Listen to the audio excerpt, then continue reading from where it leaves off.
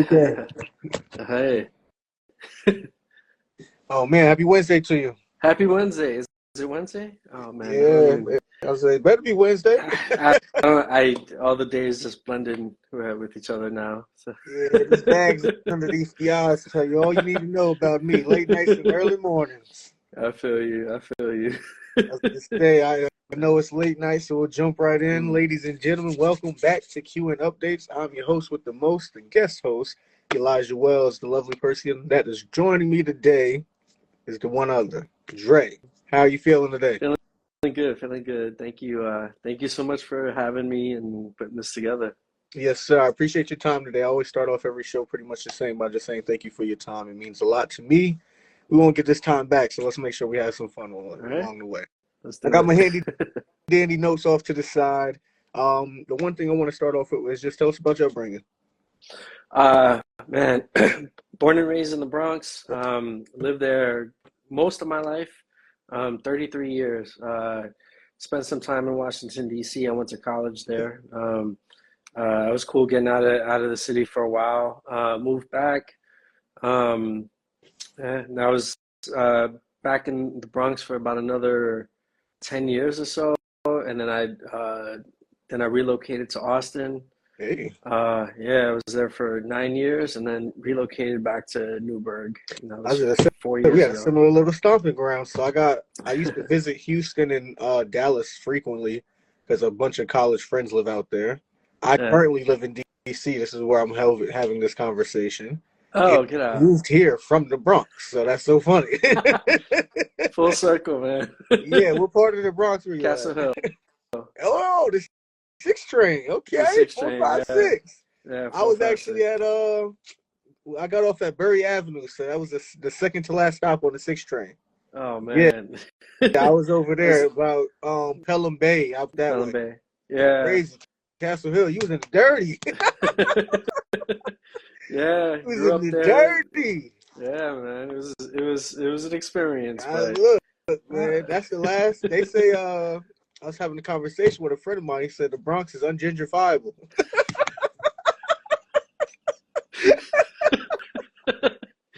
I've heard that too. They ain't never gonna gentrify the Bronx, but Yeah, they could try. They could yeah, try. they definitely can. Although the whole Mott Haven area now, I was down there recently, and Yeah, uh, they got studios going for like $3,000 a month, I still get my and haircut in the look, Bronx. That's why I'm looking crazy right now. I God. literally only get my haircut in New York City, so when I come up, I get a haircut Yeah, typically. But other I, than I need to find a place too. So, that, look, how did music play a role in your life growing up? man, man, I gotta say, like, there was always something about listening to the radio and hearing not just the radio programming, but like the radio DJs, like Mhm. early on in the 90s, especially if they had a little bit of freedom to do, like self-expression in so many ways, you know, you'd hear stuff that wasn't in the regular radio programming. So it's like, Mhm. oh, you hear, and that always drew me in. Really, so from there, I wanted. I can't say I wanted to be a DJ, Yeah. but I started. I had a little tape recorder deck stereo that I inherited from my sister, Okay. and I used to I used to just sit by the radio, just like hand on the record button, like ready. Like as soon as the song I wanted on that Yep. mixtape would like come on, hit record, and let that song play out. And then towards the end of that song, like with the cassette recorders, you can hit like if you hit the pause button, it'll pause it. But if you hit it halfway, Yeah. it kind of like slows it down, but it doesn't quite stop Yeah. recording. So when you play it back, it sounds like you're spinning a record back. So Okay. I would always do that at the end of every song and at the beginning of every next song, So it looked like it would sound like I'd actually like be like mixing the songs together on a record. Oh, okay, okay. So it was So already in the bloodline. But he's yeah. like, look, I So don't know what I'm doing, but I'm working I don't, towards something. yeah, yeah. I always had, it was always a fascination. I never thought of it as ever possibly being a career. And, Yeah. like, like, until, uh, till like around 2008, 2009, I was teaching at the Okay. time. And, I was incorporating a lot of what I did, with music. I was teaching filmmaking. Hey. So, but a lot of the things I incorporated, like the editing, the recording, doing Foley, whatever, Yeah. always incorporated a lot of what I knew about it. So it was a lot of fun. But one day that was it. I got laid off, and this was right into the recession. Yeah. So things were bad, and it just wasn't work. But at that point, I've been DJing for a while, and it's just like, all right, let me just see what I can do. Yeah. Um, I don't, I don't even know how it happened. Like I just started asking around, and like within 2, 3 weeks, I was gigging like 4 or 5 times a week, and I'm just like, all right, I can do something with this. this could be fun. Yeah, no, that's So, for sure. It's pretty cool. I was gonna say you were saying you were teaching filmmaking. This just a personal question of mine. Were you at that time like employed from like a film studio, or tell me more about that? I'm very intrigued about that for sure. so I worked at several different nonprofits in the Bronx. Yeah. Uh, Mainly, the most of my time was spent at SOBRO, South Bronx Overall Economic Development Corporation. That's a long name, but for short, SOBRO, which, um, ironically, speaking of gentrification, they kind of started taking that name to rename Mott Haven District into SOBRO. Mhm. So, but yeah, I worked there for 6 or 8 years. I jumped around to a couple of other nonprofits as well, Okay. and then ultimately I worked at a high school specifically designed for cinema studies. Hey. So Yeah. yeah, so it was and collaborated with Columbia University's film program, which is absolutely amazing, and Yeah. just a lot of people in the industry, HBO, Criterion, like excuse me, a lot of like film producers and Yeah. directors Pretty cool. were involved a lot. Yeah, so it was a lot of fun doing that, and I always had the music thing on the Yeah. side. So um, So, because you knew the music side so well, did you ever have to like mix and master, or were you already like doing that already in the sense of like, hey, I know how to film and color grade and edit and this, that, and the third. Like, you know how to do the A to Z, or was there a specific side that you were teaching other kids? I, I think I just wore whatever hat I could find. At one point, I was like, I want to be a DP. I want to be director of photography. I'm going to go out and just. This is right Yeah, around that same time. I'm like, I'm just going to go out, and I dropped a ton of money on some equipment that didn't really quite uh, have any return. yeah, Um, so with the filmmaking, I just found it a little bit harder for me to find my way in. hmm, Whereas with music, it was like just always very clear, like the yeah, DJing, the setting up the audio, doing the production work. That was just always like just second nature to me. yeah. And I just naturally found my way into it. So over time, it just kind of It was really just shifted like over more of a to just natural music. progression where it seems like there was like a restraint in the other Yeah. side. That's pretty cool. I asked personally because I'm shooting actually a short film on March 15th. Oh yeah. So up in New York, so it's so funny. And I've jumped into the world. My background's accounting and finance, so I work in all of that space. It's busy season. That's what these bags is looking like because tax. But that's that medium is something that I've fallen in love with. So it's so funny to see that somebody's like, hey, I went in a different direction from there, where it seems like I'm going in that direction. So that's pretty cool. Um, what was your earliest like influences in music then? Because as the DJ, to me as a person that's just a consumer of you like mixing the party, right? it seems like you guys have to know every song. So is there like any specific influence as you were getting into the game at all? Um, I would say like my interest in music and my interest in DJing were two separate Mm, things. You know, like my interest in music was um,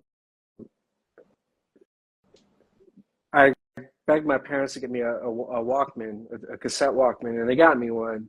I was so yeah, excited about it, but I didn't have any music. And, you know, my parents were like, here, just take our tapes. And my parents just had nothing but like Spanish music. And yep, honestly, growing up in, you know, I have a new appreciation for it now, but like, you know, listening to Latin music growing up was just something that just drove me yeah. nuts.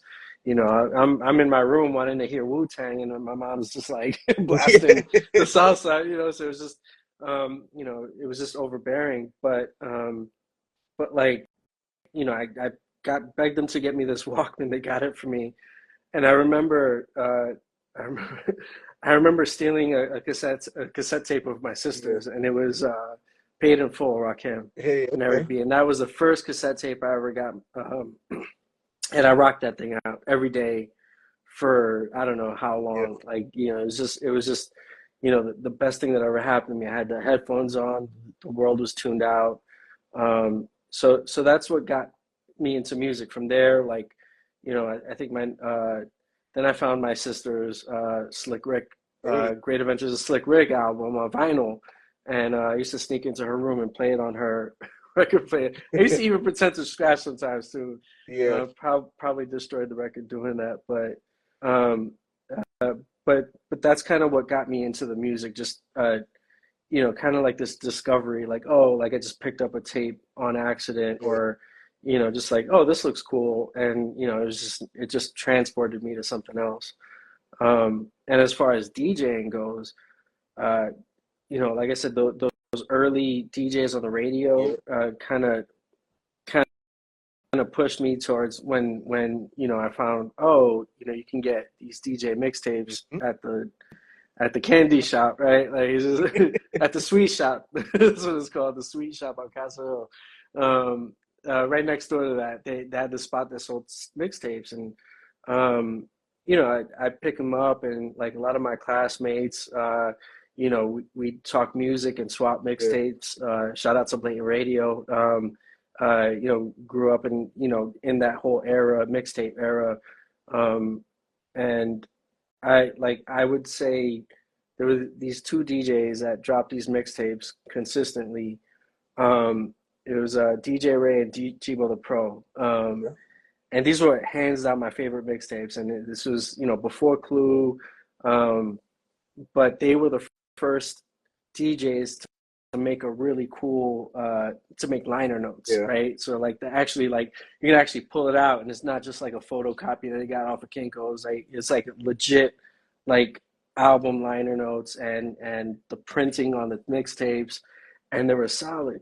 And I wish I could pull some of the mixes up now, because like they would start off and it would always be some kind of like mashup. Like they would take Yeah.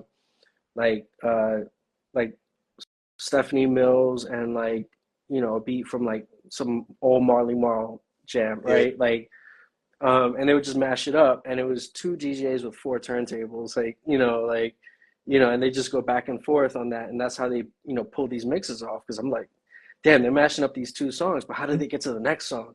How do they lead into that song? Yeah. So it all, but it was like, oh yeah, they had four turntables, so like, you know, one was like kind of mashing it in, like the other one was blending in and out, and it just blew me away how they were mixing the music. So I would Yeah. say hands down, yeah, DJ Ray, G Will the Pro, like definitely launched me towards the idea of everything I do now, like the basis of everything I do now, because I love doing mashups. Yeah. Like, you know, I'm not a scratch DJ. You know, I like, you know, I love to curate, but ultimately I like to, you know, play with the beats and the way Yeah. they transition with each other, and that's been always my passion. A So, um, friend of mine is a DJ, and he was telling me like he's like 5 second training. Basically you need to make sure you match the momentum of the next song. Because I was like, yeah, you just play Cotton Eye Joe and then go to Sexy Red. And he's like, bro, no, like you cannot do that. You need to make sure you're matching the momentum. And I think that's the only thing that I know about DJing, like the entire world of DJing. He just always like you. The number one thing is you have to match the momentum of the song. Like if you're trying to transition, Right. do not mess that up. And then I'll ask him, I was like, you ever come with like something that's preset or something like that? He's like, no, you never do that because like you have to read the crowd and then go to what the crowd is doing. So it's pretty cool. Yeah. Do you ever remember your first time ever like DJing a gig? Because he used to always tell me like that whole exposure stuff, just don't do it. You need to get paid for a service because you're DJing something. So do you ever remember the first time you ever like DJed a gig that was like paid and you was like, I like this? Um, Vaguely. And so so I got back from college, and some of my homies were older, so they were already in New York City, like, hanging out, going to CLO, going to all the clubs. Yeah. And you know, so and so one of my closest buddies from college, he uh picked up some turntables, some like old Pioneer 200s, and we'd go out to clubbing all the time. Yeah. So, especially on Wednesdays. I don't know what we're thinking. We're young, man. We would go out on Wednesdays to Got Deep work the Space next and day. Cielo, right? So yeah, stay out till 4 o'clock in the morning. That's nothing.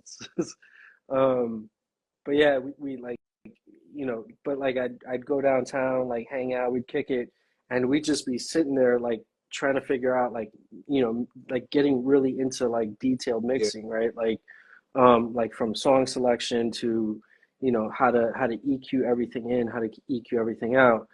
So so I learned a lot of that there. Before that it was just kind of playing around, but that's kind of when it, like, I took it more as a fun hobby. Um, that, like, he lived in the city, like he went out a whole lot more. He pulled in gigs really quick, just Yeah. through his network. And he was like, "Yo, we got a gig uh, uh, down in the meatpacking district." What? Like, bring your CDs. Let's Yeah. go. So I used to, like, roll up to his crib, like he'd throw in his speakers that he bought, some turntables that he got, and a table, and we'd roll up to this brunch spot. Um, it's actually right where the Standard Hotel is right now in the meatpacking. It was before it was there, Okay. and it was this like brunch spot. Go there every Sunday, and it just get Yeah. nuts. It just get really nuts. And this was like when I just started, so I had no idea what I was doing. But in terms of working with a crowd, right? Like, up until then, it Yeah. was like just music in my, headpiece, or if I made a mixtape, I'd give it to people and just let them rock out, and listen to it. But Yeah. this is my first time, like, drinking, and as people, I'm interacting with people while I'm trying to mix. I'm trying to focus, and I mess up. Everybody looks at me and laughs. It's just So, Yeah. but that was, kind of like a crash course into it, because this is also right around the corner from Cielo. So Okay. oftentimes, like, people would be coming out of Cielo when we would be starting brunch party. And it's just like, I mean, like, Yeah. managers, like, they just stay late, but they'd come and they'd hang out there, and it's just like, all right, like pressure's on. So I got thrown into the fire really quickly, which was cool. One thing that you mentioned too is that you said that you're not a scratch DJ. For us common folks, can you explain the different types of DJs that are out there? So uh, so I'll break down, like, the the field of DJing into three categories. One would be curating the music, Yeah. and then one would be the performance aspect of it, Okay. and then the third aspect is the personality aspect of it. So, like, getting on the microphone, emceeing, and being vocal, Yeah. interacting with the crowd, reading the crowd, things like that. The second aspect of it is the technological part of it. I mean, it can range. You got DJs that prefer vinyl records, from the 12-inch records to the little 45s, and Yeah. Then you got DJs that prefer to play on CDJs or with USB sticks. You don't need a laptop Okay. anymore. And then like me, I use my laptop. Mm. And then so yeah, so the technical aspect, I mean, some DJs like to scratch more. I like to mash up tracks. I like playing two different tracks together at one time, or Yeah. in some cases four. I've been doing a lot with four tracks at one I like time. that. So that's sort of my stick for when I DJ is it's how I transition from one song to the next. Yeah. Whereas like, a lot of DJs just go chicky chicky chicky and scratch Yeah. into the next song. Yeah. I mean I can, but I'm not good at it. So it's just I stick to what I'm I, good at. I like I like the mashup DJs, and then I like the scratching. I will say I do not like the DJs like don't get me twisted. I love like Funk Plex, but sometimes when you drop too many bombs and talk over the beat, I'm like, yo, just play the song, bro. What are we doing?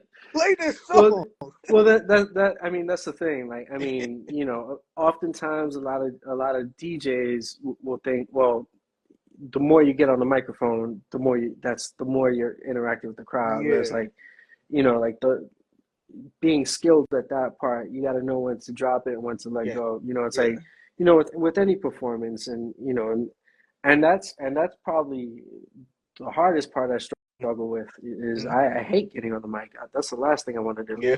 And I just want to be in my zone, right? But like being on the mic, you got to be like, you got to be quick thinking, you got to move around, and you got Yeah. to incorporate what's going on out there on the microphone while you're trying to focus on what's going on behind the DJ booth. So, How exciting is it then when you are doing those mashups, right, that you prefer, and the crowd is just like vibing, there's excitement, like people screaming when it's like, oh, this is my jam. Like, how exciting is that for you then? it's a nice rush. Yeah. Um, uh, yeah, I mean there was this one time, and this is probably like a changing point in me realizing that this is going to be more than just like an extended hobby that I'm making money off Yeah. of, because at this point I was already DJing full time, but this was about like two years into me DJing. I picked up a very last minute gig, and it's like one of those things, like, right, like, I was so hungry to do it, like, Yeah. you know and that's how you get plugged in, right? Like somebody calls you, you're like, yo, you happen to be busy right now, like come down, DJ this, like we'll put you on, right? So that was the case, right? Like yeah, I'm on my way. Packed everything was ready in my car. Like I was packed, I was ready to go. And I'm trying to drive from the Bronx to Chelsea, Yeah. and on a Sunday, which I would say on a normal day around that time, you know, medium to light traffic, I can get there in like 30-35 minutes Yeah. tops. And that's with like if it was no traffic, I can get there in 20 minutes. Like, you know, Not that bad. day that day that day there was a parade going on, and it took me 2 hours to get there. Damn. So That's crazy. I should have, at that point I should have just taken the train. But Yeah. and to me this was like, it was a really big spot. Like I knew this was going to be, a game changer if I did a good Yeah. job. I get there, and I kid you not, there's probably about 1,000 people in there. So this restaurant was at the tail end of the Pride Parade in New York City, Okay. and everyone piled into that brunch spot. Yeah. Mind you, it's at this point it's like 2 o'clock in the afternoon. Brunch started at 12. So Yeah. that's like 2 hours of everybody drinking and partying after also being at the parade. So everybody's already lit, Yeah. Ready, right? ready to go. Everybody's ready to go. So I get there, and the manager just walks in and he's like, "Hey, nice to meet you." And he just, you ever seen Back to the Future, that opening scene where Michael J. Fox just turns up the volume on all the amps, Yeah. walks up to every single amp, turns it up to 10, and I'm just looking at him like, "What are you doing?" Like, Yeah. you're about to blow this system. He walks up to the main mixer and puts it up to 10. He's like, "Play now," and I'm like, I didn't know what to play. So I, I don't know what I was thinking, but I'm like, all right, I got to buy some time. So I hit my sample key on my laptop while I'm hooking up my DJ gear. Yeah. I hit the sample key, and it was this minute long like air horn that is just like, it's just like, I don't know why I had it. I don't know why it was in my sample box, Yeah. but it's a minute long. So I'm like, damn, like that wasn't the right cue that sample I wanted to hit. Yeah. So so I'm like scrambling on my computer. I'm like nervous as how I'm shaking, and I'm scrambling through my computer. What the hell am I gonna play right now? There's so many Once people. that They're going crazy air right horn now. is done, you got to play some fire. They're ready. They're ready, right? And what was funny is like I just hear them getting louder and louder and louder, and I'm just like louder, and it all of a sudden, yeah, they're clapping, they're whistling, I look up and they're looking at me like, yo, you're about to fucking do Yeah. some shit, and I'm just like, no pressure at all. No pressure at all, but I'm gonna ride this out for a little bit longer because that energy was just so insane, and I Yeah. let that air horn go for like 45 seconds, and at that point, like I echoed it out and I dropped the song. The whole place went crazy, Yeah. and so like I mean, talk about the euphoric high you get off of something like that. Yeah. The adrenaline just hits you, and it's just it's the greatest high you can ever have, like Yep. and it's weird because I don't necessarily consider myself a performer, but in some respects, like I Yep. I am delivering a performance. So that Poser. was the yeah, that was the first time it hit me. I'm like, oh my God, I'm on a stage, like this is crazy. Yeah. So Shaq speaks about that. Shaquille O'Neal speaks about that all the time where he's like, yo, I got into DJing because it's the closest thing that I can get to next to that Staples Center, Kobe, Shaq. And I was like, yo, yeah, it's crazy for him to say that. Like, to say that about that specific medium says a lot. And when yeah. you see his videos, it's like he is rocking the crowd against like He's thousands. he's he's doing his thing. Yeah. He is, yeah. But I mean, he's working with a lot of good musicians, so he's got the good plugs for anything he wants to Yeah. play. And it's so crazy because of all like music that taste that he could have chosen, he chose like VDM or something like that. I'm like, damn. Of all things, Shaq is a whole rapper. You gonna go to VDM, bro? What is he Yeah, doing, man? man. There's a video of him rocking out at a dubstep concert, like in the Yeah. crowd with everybody. Yeah, I mean, I'm like, you are not hey, a regular person, man. What are you doing? I wouldn't be surprised because his kids DJ too. Yeah, I think I saw. Yeah, I think that's how he got into it. I didn't know I I I could have sworn I remember seeing like a video of his kids DJing and him like messing around, like jumping on, like early on a that. long time ago. He's Yeah, got had to have started somewhere. Who no, knows? that's for sure. Do you have a go-to song or mix that's just like, all right, I know, like this is for this specific demographic. I'm gonna play this. They gonna blow the roof off of this. Like, do you have a go-to song or mix? I have many Yeah, go-to songs. Yeah, it all um depends on where I am, depends on who's there, the demographic, depends depends on on if I'm in the Bronx or Queens right, exactly, or if or the Brooklyn. Bronx or in Texas, Yeah, like so it's a very very different thing. It's funny. When I started playing in Texas, I just remember like for like every single gig, like people would come up to me like, "You're from New York City. I How do you know? just How do that. you know?" They're like, "You play a lot of Jay-Z, man." Like, all right.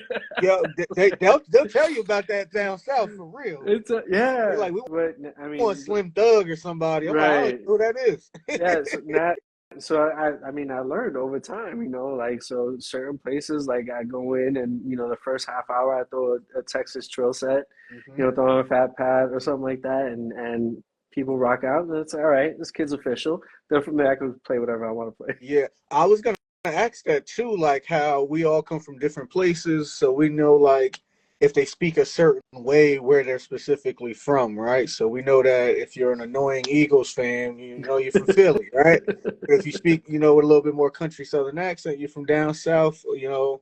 So is there a way, do you think that there's a way to tell where somebody's from due to how they DJ? Or is it Oh strictly yeah. the song selection, you think? I I would say like yeah, if you throw really a local DJ, because I mean they're the ones that'll be playing like in certain like local regions. Yeah. You take them out of that region and you have them anywhere else, and they play a set. Yeah, yeah, you could tell from a mile away. Yeah. But I think you know it's hard because you know you as a DJ you want to feel the music, you want to play the music as it comes out of you, but at the same time you want the crowd to react, right? So you want the crowd to feel it. So you know, and that's a delicate balance, right? Like how much of what I want to hear do people want to hear? Oh yeah. You know, right? So it's like, but you know, but there is that nice little middle ground, but it's really easy to miss that, you know, if you know you either like overplan or you overthink something.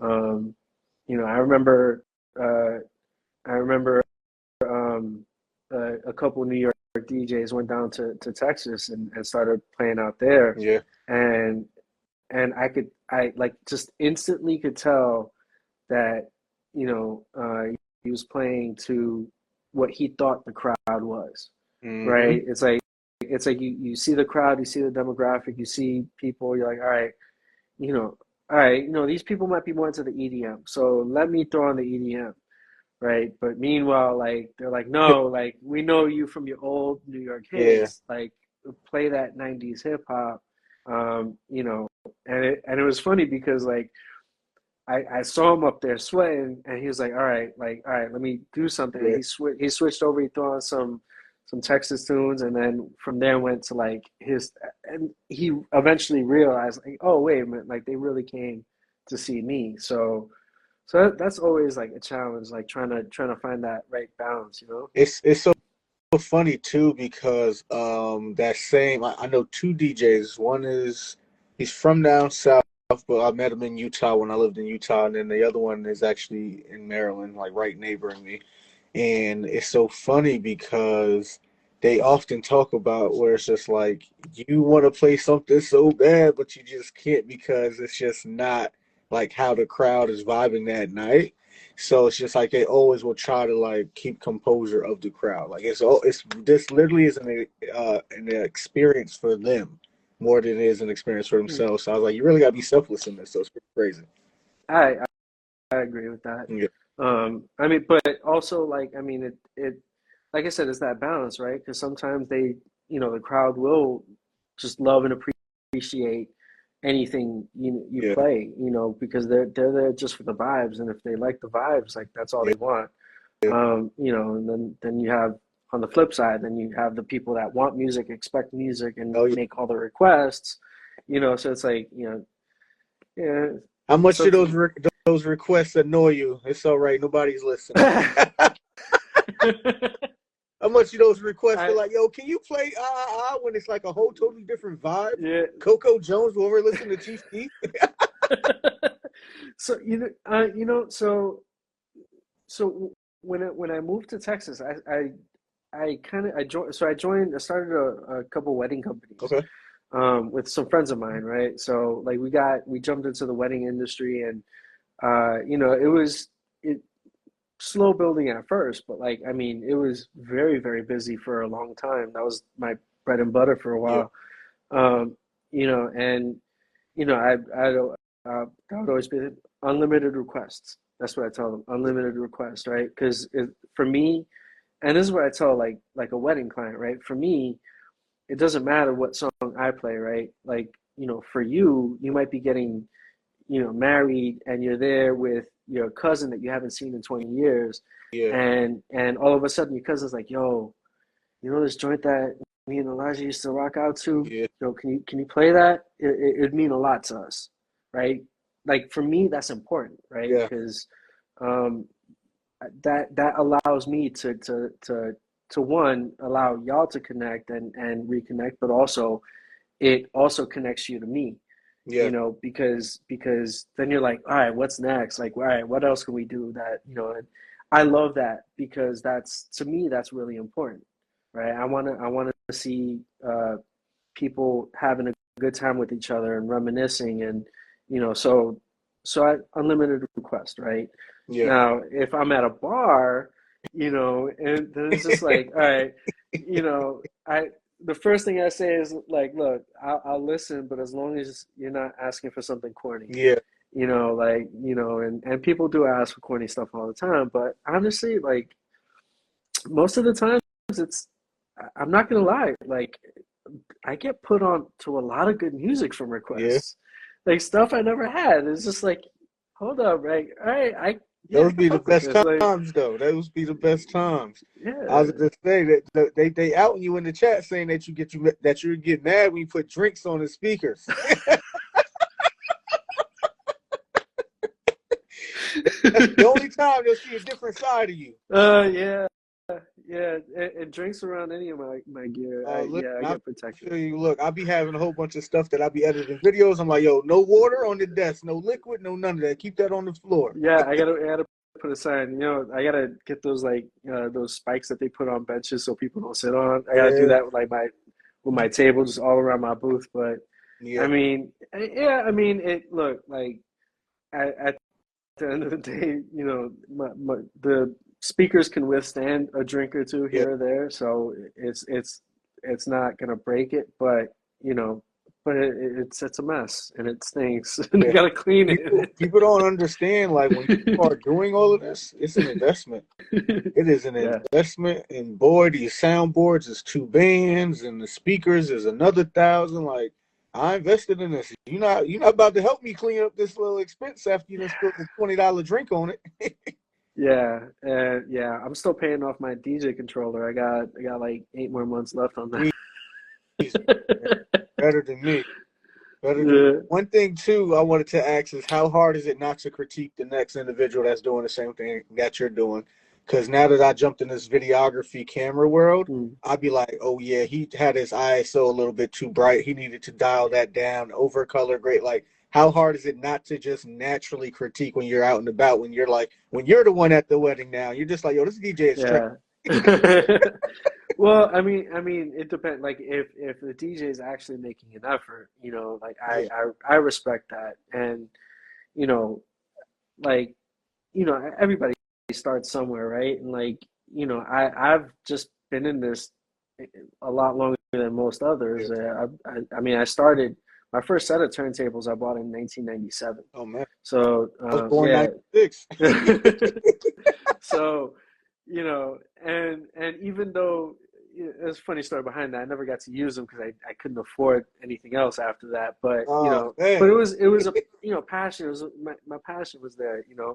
Um, so, but yeah, I mean, look, like, when I started I made so many mistakes. And some of my close friends that knew me back then, they still make fun of me for that. It's just, but, like, for me, like, I've been doing this for so long, like, I don't want to judge anybody based on what point in their career they're in, Mm, because I know that, like, I loved that encouragement when I got it early on. yeah. You know, that's what I'm there for, right? Like, so, like, if I see people I know getting into it and performing, like, I love supporting other DJs. Definitely. Just because it's a very difficult thing. Because, like, I mean, doesn't matter how experienced you are. Like, I still DJ at empty rooms, and it's not you know it's not inspiring. Yeah. But you have to be there, and you still have to give it your all, because you never know, the door's going to open and 20 people are going to walk in, Yep. and that's going to be a crowd for the night. So you better be on your P's and Q's at that point.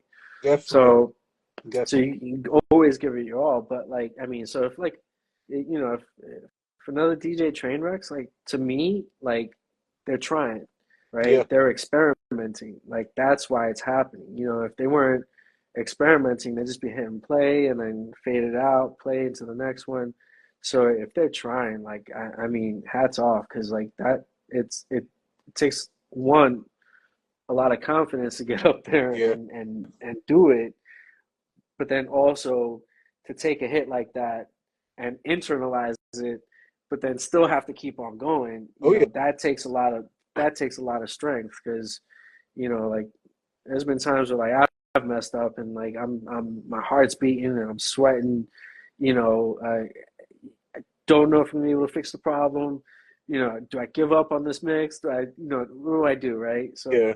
So you keep up. So yeah, so like I love seeing other DJs out there. I try not to judge. I try to just encourage. Definitely, for sure. One question that I'll pivot away just briefly from my notes over here is, at what point did you decide that, hey, I'm gonna leave whatever is supporting me and do this over here? I know we briefly touched on it earlier on, saying, hey, look, I was in the film, I was doing this, that, and the third, but there's always a crossroad where it's just like, this is a guaranteed every 2 weeks paycheck, and then this is something that I love to do that it might not be the same amount now, but if I put in that time and sweat equity, it will get to that point. What was that crossroads like for you, and how did you come to that decision to say, I'm gonna jump over here and do this? Well, I mean, the most latest one was moving back from Texas to New York, to Newburgh. I didn't have, I didn't have any plug into the industry. I didn't have it. I had my equipment with me, Yeah. but it wasn't like, over there. I was booking weddings week after week, and it was almost like whenever I wanted to work, I was, Yeah. blessed and able to work, and that was just amazing.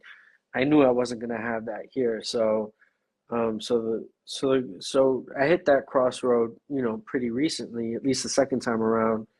And I got my real estate license and I got into property management, which is something that my pretty much my whole family does. So Okay. so I grew up in and around it. So I know the industry well, and I know how to navigate it. So I said, all right, let me dip my toes into the real estate world Yeah. while I, get my DJ business up. But the DJ business never really picked up. So now I'm really like, in deep with the real estate.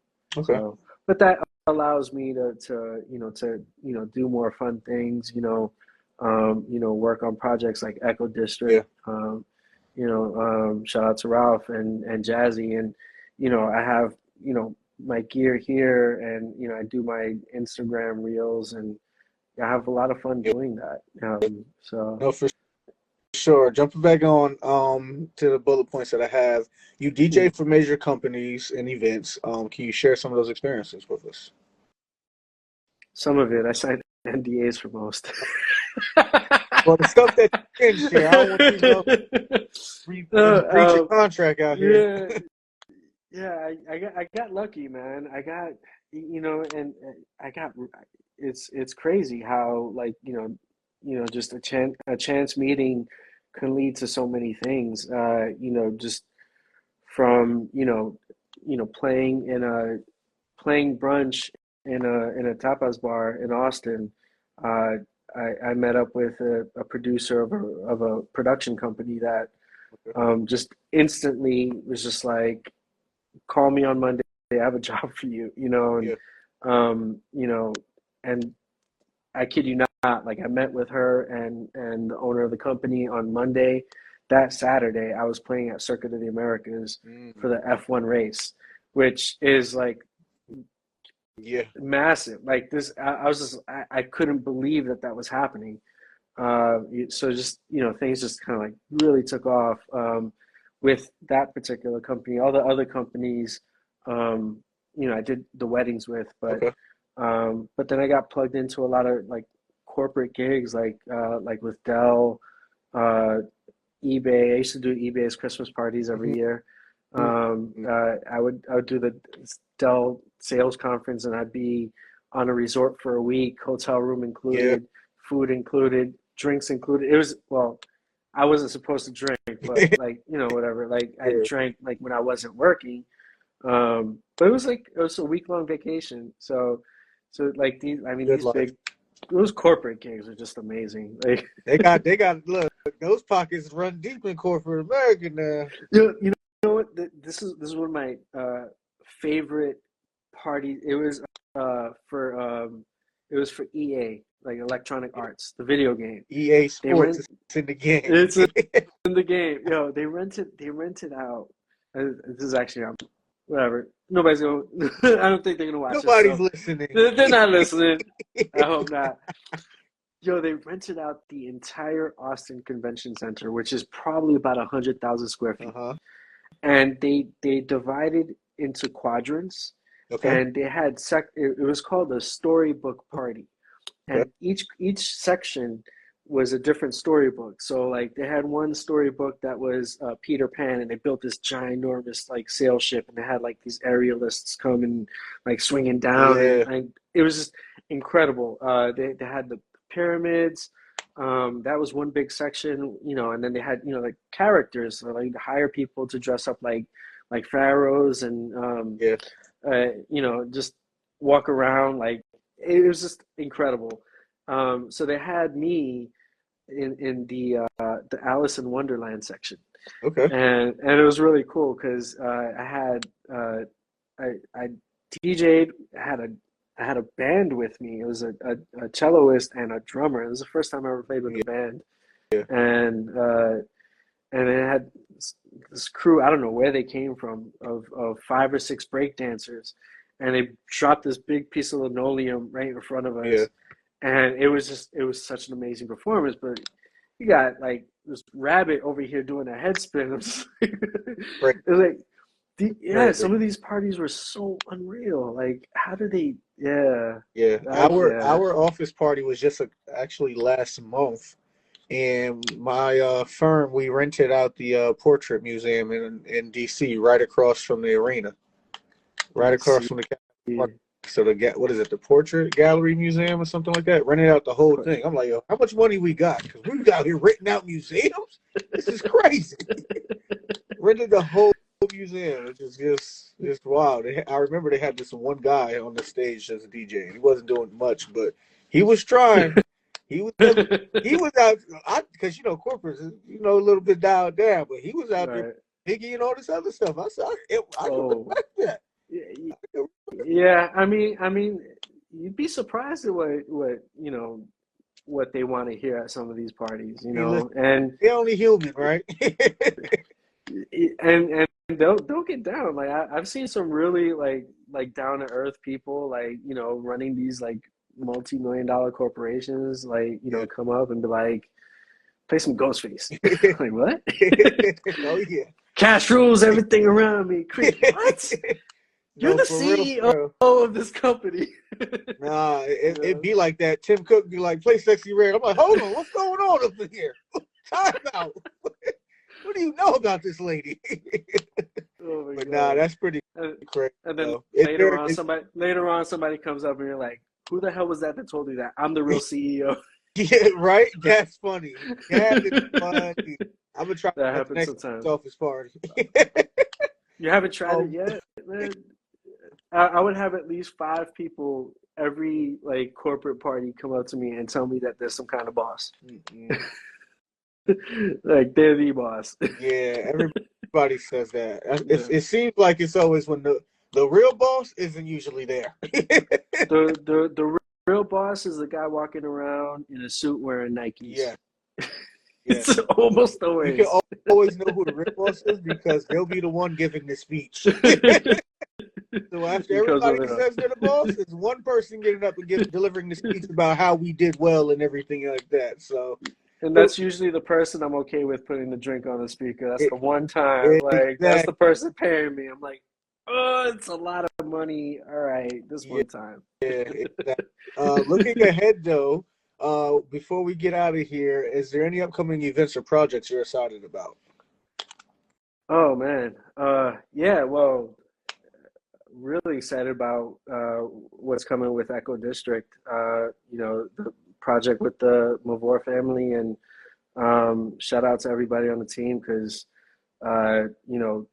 performance is just something special. So we did a show last Friday. New Jack Swing tribute, and that was a lot of fun. Okay. Yeah, a whole lot of fun. So looking forward to doing more collaboration projects with Yeah. them. And playing at Lake George DJ Takeover Festival in May. Okay. That'll be a pretty interesting weekend at Lake George. And then that's it right now, I think. Okay. I don't have much on the calendar right now. Yeah. It's just day job right now. Just a 9 to 5. Nothing wrong with the 9 to 5. Where do you see yourself in the next couple of years then, as the DJ and entrepreneur side? And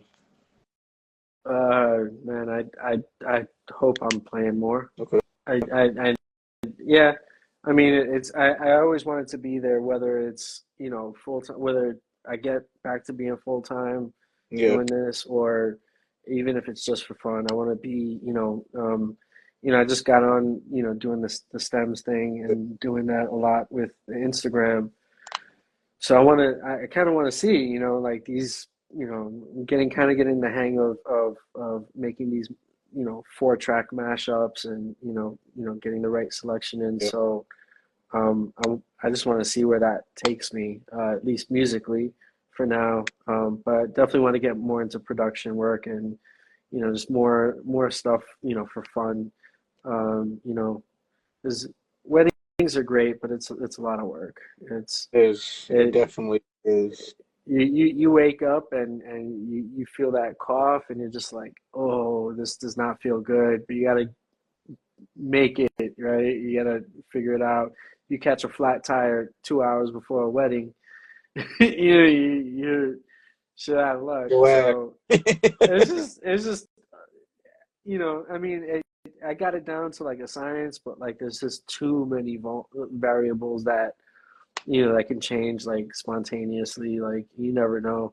I watch these DJs are like, oh, you need 2 laptops, and you need 2 sets of speakers, and you need two of these and 2 of these, and you need 2 cars and a backup of everything. And I'm like, you know Literally. what? How crazy that is, because it's gonna be that one thing you don't have two of.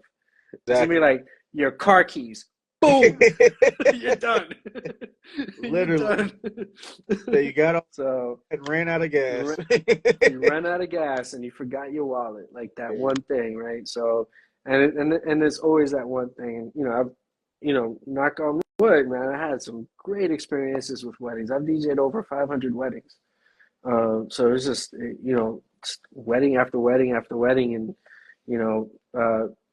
but you learn is you can plan and plan and plan. When something goes wrong, Yeah, there's no stopping the train. that's true. You can never factor in the unexpected, but that's why you plan it, I Yeah. guess. Any advice? We got any advice for any upcoming DJs? We'll do some final thoughts, and then I have one last funny question to ask. Oh, so advice for DJs.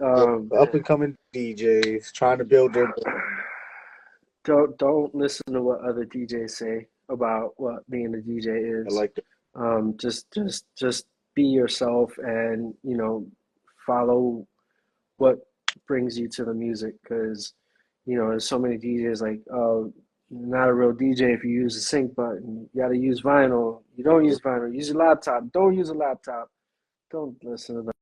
Like just gotta keep keep the music going. Yeah. Like that's really what it's about. Even if you gotta stop and play the next song, people don't.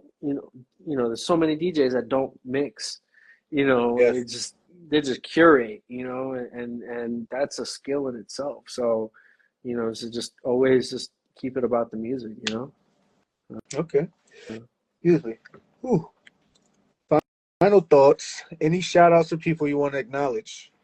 Oh man, the whole world right now. Man, I don't know. Snap! I see Carter over here. Oh man, this is cool. Shout out to everybody in the chat. Kari, and what's up? That was cool. This is my first time on live, so I didn't even know what I'm doing. I just turned the camera around. So my messy kitchen. yeah, I mean, shout out to everybody that's around, that's been around, that's gonna be around. You know, like first and foremost, my dad, who I don't think is on here, is probably a little late for him, Yeah. but big part of why I moved back to New York. So, so I'm really grateful for everybody that's been around me and that's just stuck around me, and that's supported me in any way in the business. So, but yeah, yeah. Where can they follow you, and if they want to support, book you, all of that fun jazz? Make sure you plug yourself in. Follow me on YouTube. Follow me on Instagram, Drés Tiago. Check out the mixes. Just love for you guys to check it out and leave some feedback. If you like it, throw a thumbs up on it. So have fun with it. Yeah. The last funny question. I gotta ask this only because me and my boy, we've been saying it since we've been living out in Pelham Bay. We've come to the deduction, and we made the hypothesis that the most beautiful. I don't know if you married, all of that stuff. So yeah, I mean, just let me know, blink twice if anything. But we have noticed when we ride that 6 train, no matter what time of day, the most beautifulest women ever in the whole world get off at Castle Hill. Can you confirm or deny this? Can you confirm or deny this? And I'm going to send this to him because literally I can show you the message, my hand to God. He'll text me sometimes and he'll be like, yo, bro, another one. Castle Hill, another one. Castle Hill.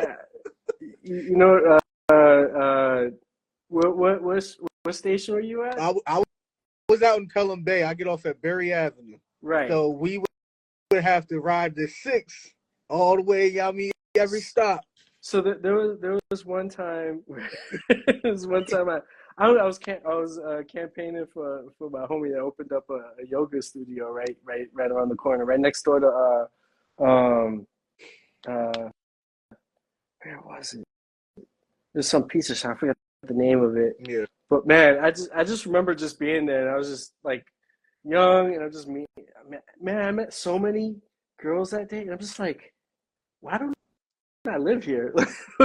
like how I get off on Castle Hill, but I never seen any of y'all. Like it was like the entire train was just filled with beautiful women, and they all came off of this one station. But that was that beer station. I never knew how to say the name right though. It was Berry Avenue. Yeah. Yeah, because it was a yoga studio my homie opened up, and I was helping with the grand opening. I DJ'd that one, so I was hanging out there like just marketing just around the neighborhood, and I'm like, I lied to you not. It was so bad that it was like so many beautiful women. Shout out to all the women from Castle Hill. But it was so many beautiful women that I had to like start Googling, like, because there's a lot of females that go on to be like great, wonderful in their own respective ways. J-Lo is actually from Castle Hill. Ice Spice is actually from Castle. I'm like, yo, all these fire women are all from Castle Hill. So J-Lo's mom was my gym teacher in elementary school. For real? Yeah. Small world. And her sister was my Spanish teacher. That's crazy. Yeah, not the one that's on the radio, the other one. That doesn't get any publicity, unfortunately. That's wild.